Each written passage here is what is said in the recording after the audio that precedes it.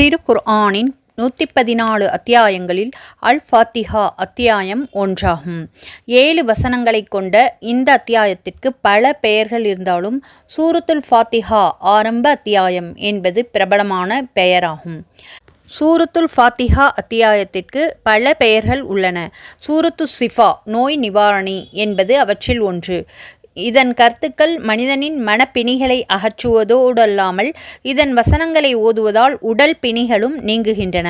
அல் ஃபாத்திஹா வசனங்களை ஓதுவதால் நோய் நீங்குகிறது, துன்பம் தீர்ந்துவிடும்.